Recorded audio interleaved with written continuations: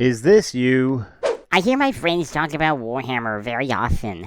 It looks so interesting, but I just don't know where to start. All the books look like they're so hard to read, and the lore videos are hours long. I don't want to spend hours just to try to understand this. What is Warhammer? Well, wonder no more, because I am here to help you understand everything you need to about Warhammer.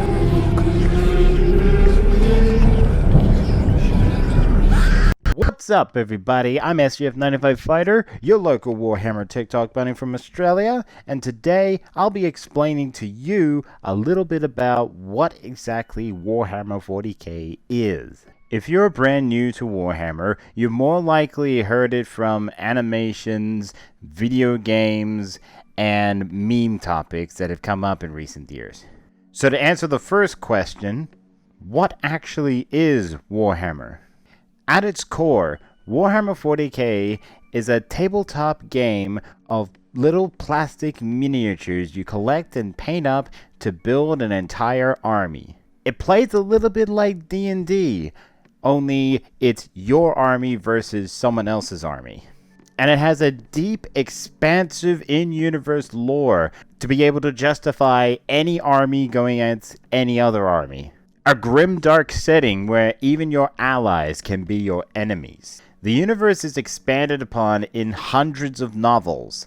That's right, hundreds. Which goes into many stories and many legends inside the universe. Which will give you many rich stories about any of the factions that you may particularly like. There's a little bit of something in it for everyone. And these armies, these characters, this universe had inspired many game creators to make video games to be more widely accessible to a wider scope of audiences to be able to enjoy Warhammer.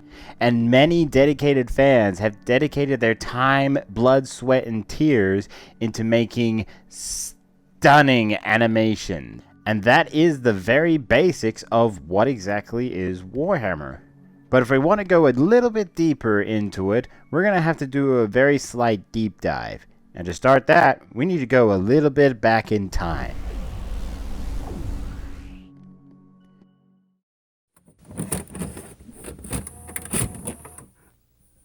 The 80s were a time of massive inspiration and creativity. There was a lot of other shit going on, but the main thing that we're focusing on today is a humble little miniatures company called Games Workshop. They started out as a company that just made miniatures for other games. And one person in the office had the idea to make their own product, their own intellectual property to make miniatures of, to be able to capitalize and make more money off of it. In 1983, Games Workshop released their own tabletop fantasy game, Warhammer. It was your basic fantasy role-playing setup. You had your elves, you had your dwarves, you had orcs, you had the humans, and then you had demons.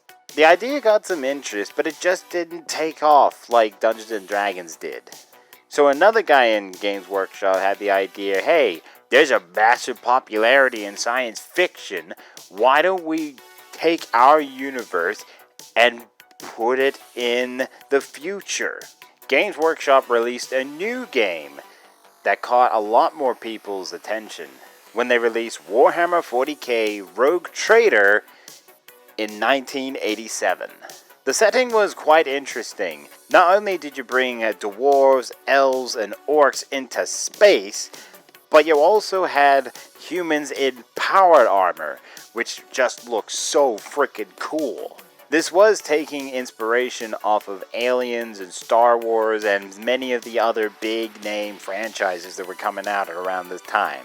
They were kind of throwing a lot of sci-fi cliches and tropes against the wall to see what stuck. Like, the lore has changed so much from there to then. Warhammer 40k has had 30 years to fully develop itself into what it is today. But Rogue Trader, this was the starting point. This was the opening into the grim, dark universe that we had come to know and love today. The first one of the many differences. When Warhammer first came out, the Horus Heresy lasted 7 days and 7 nights. But in the modern universe, we know now that the Horus Heresy was something that spanned 7 to 14 years over a galactic-wide civil war. It was a simple game, and it was very fun. It was one game master with one person's army and another person's army. The game master would set the stage and set the scenario, and then the two players would fight against each other in a battle of dice rolling and measurements of tape. And the game master would be a mitigator of the rules to stop any arguments of what's allowed and what shouldn't be. Nowadays, in the tabletop game of Warhammer, there is no game master. It is just one person playing against another, and if you're playing it in the store, you can argue and complain to the store manager to have them mitigate the rules for your game. But as Warhammer evolved its rules, changed it up to a more playable game that made more sense, and then made it easier and more accessible to more people, made it complicated again, and then made it more easy again, the appeal of Warhammer has always stayed the grim darkness of the far future where there is only war. A very gothic theme they have to most of their artwork and most of their settings. And that grim, dark, gothic setting stayed a very niche audience. The few people that loved Warhammer loved every bit of it. Games Workshop could have made the universe more lighthearted and a happier place to be able to include and make it interesting for more people. But they stuck to their guts, they've stuck to the setting that they made for it, and the people who love Warhammer absolutely respect them for this.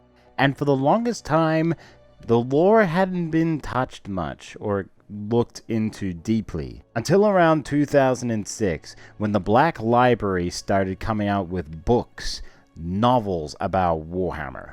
They came out with the Horus Heresy series, starting with Horus Rising, and many books that would expand into the current time period and the in-between time periods of 40k.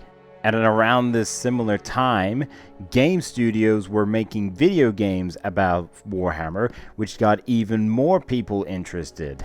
Things were steady and things were slow for a little time, and then 2018 saw one of the biggest leaps and changes in the Warhammer 40k lore and universe ever. Big universe-changing events happened in the lore of 40k that changed it from a stagnant universe that always stayed in the same spot to a progressive timeline. Some fans may not like it, but I do. It's interesting to see some of the new changes and possibilities of new things happening.